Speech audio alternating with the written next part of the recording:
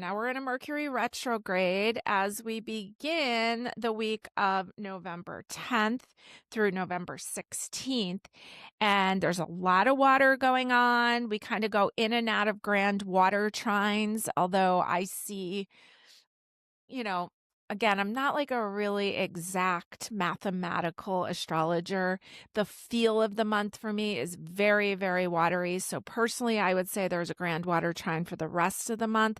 Some astrologers say that we kind of move in and out of them. So as we start off Monday, November 10th, the moon is in the sign of Cancer till right around lunchtime, and then it moves into the fiery sign of Leo. On Tuesday, the 10th, we begin Jupiter retrograde. So more retrogrades going on. And Jupiter's been hanging out in the sign of Cancer, one of its absolute best placements.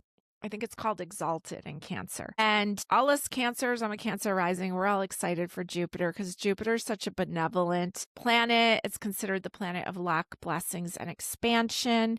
So it's been in our sign, but it's going to move back into Gemini. And that's not going to happen until December. But right now, it's going to start its backward descent on 11/11.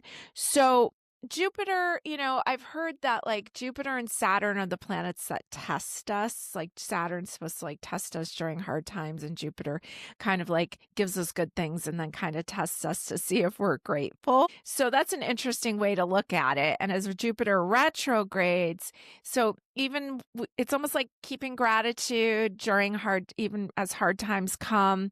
Because when Jupiter moves back into Gemini, that's the worst placement for it. So it could make things big. And so if things start to step backwards a little bit, remember this is a temporary situation. Nurture yourself, because the sign Cancer is all about nurturing. It's like mom energy. Nurture yourself. That's why I put a picture of a bath with roses, and do good things for others. Do good things for yourself, even in hard times. Jupiter retrograde 11/11 through March 11th. Now, Wednesday, the 12th, Mercury is going to be conjunct Mars. They're going to be right together with each other. And the moon's going to continue in Leo until about 6:52 p.m. when it moves into Virgo. And I wrote down on my notes here, think before you speak or take action, because Mars is like pedal to the metal and Mercury wants to talk, but Mercury's retrograding. And I got this vision of like people arguing and being like, I'm out of here, and like tearing out of the driveway. And that was the vision I got of Mercury conjunct Mars. And then with the moon in the spicy sign of Leo, just take it easy. Don't cause yourself more problems. You know that we're in a Mercury retrograde. You know we're going to revisit this time. So don't try to avoid an argument if you can. Think, take a pause. I like how like Sheila Haidt in her forecast, she was saying something about like respond, don't react. And that is so me. Most of my life, I'll just react quick.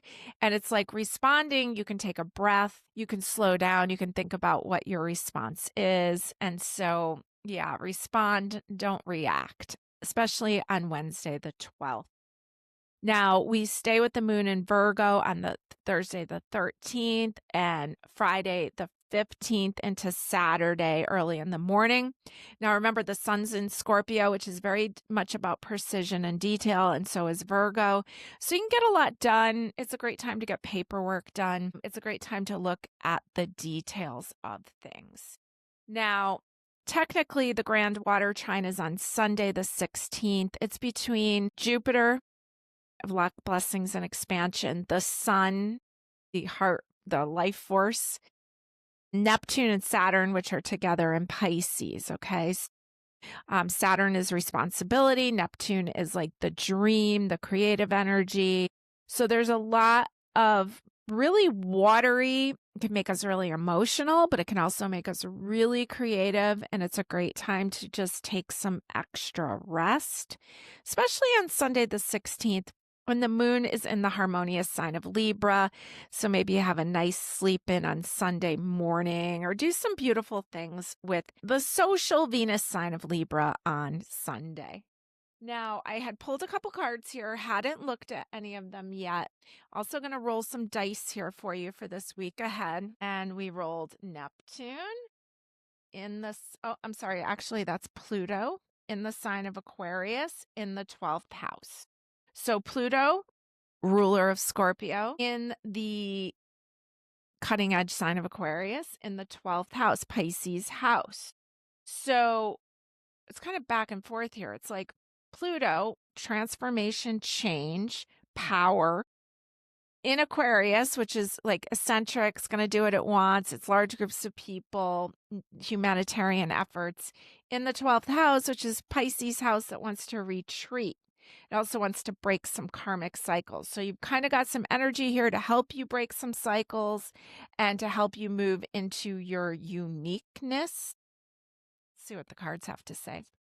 First card is the Page of Pentacles. And you've got this cute little, I don't know if she's a fairy or what she is, but she's got the pumpkin flower over her head. She looks like she's going to kind of take a snooze there in the little pumpkin patch. So we've got, and she looks like she's been reading, but she fell asleep. So a little maybe garden fairy, and it's very relaxing and calming and grounding and really beautiful. Got the Ace of Wands showing up, so there's something new, maybe a bright idea, something showing up. Ace of Passion. We've got the Shaman card, and this is actually the Magician here. This is the Wildwood Tarot. This is a new one to me, and I've really been enjoying it. So the Shaman, and he is Scorpio energy. Also, you know, it's considered also related to the sign Gemini, ruled by Mercury, and so we know we're in a Mercury retrograde. The Shaman, and you had themes here. Well, we know we have themes in general with all this water of like watery healing, taking it slow, kind of a nap card in the middle. And maybe you're creating with this Ace of Wands something new, maybe some new ways to incorporate rest into your life because you got the 12th house, and the 12th house wants you to step back and away and retreat. The Shaman, you got basically a one. To me, pages are ones, aces are ones, and the Magician, the Shaman, is card number 1. Major Arcana, the Alchemist of the Tarot deck, teaching us everything and anything is possible. So there's a lot of newness here, but I think it's a lot about how you're going to use your time and energy. Let's see what your oracle is. It is realization, meaning crescent, realization.